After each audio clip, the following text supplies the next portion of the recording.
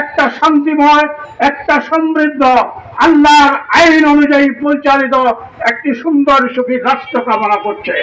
সেজন্যই আজকে আমরা দেখছি এদেশের মানুষ দাঁড়িপাল্লার পতাকা তোলে সংঘবদ্ধ হয়ে অতীতের সকল অত্যাচার সেই একইভাবে ইনশাল্লাহ দাঁড়িপাল্লা প্রতীকের বিজয় এনে আমাদের সেই ভাইদের রক্তের, আমাদের সেই ভাইদের শাহাদাতের বদলা নেব ইনশাল্লাহ।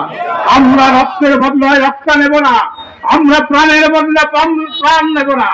ওই শহীদরা, ওই আহতরা যেই স্বপ্ন লালন করে গেছে বাংলার এই জমিনে ওই সোনালী দেশ গঠন করার জন্য, এখানে কালিমা পতিত পতাকা ফটফট করে উড্ডীন হবে, এই স্বপ্ন নিয়ে যারা তাদের জীবনকে বিলীন করে দিয়েছেন, আমরাও সেই স্বপ্ন বাস্তবায়নে আমাদের সকল রক্তবিন্দু দিয়ে, প্রতি ফোঁটা শ্রম এবং ঘাম দিয়ে আমরা সেই চেষ্টা করে যাব ইনশাল্লাহ। আজকের দিনে এই হোক আমাদের সম্ভব। সকলকে আন্তরিক ধন্যবাদ, মুবারকবাদ। আপনারা দায়িত্বশীলতা ঘোষণা দেবেন, যেভাবে চলে যাওয়ার ধীরে ধীরে চলে যাবেন। যেহেতু আর একটা প্রোগ্রাম আছে, আমরা সকলের প্রতি সহানুভূতি থাকবে, সকলের দিকে আমাদের নজর থাকবে। আমরা কারো উপর আক্রমণাত্মক কিছু কোথাও করব না।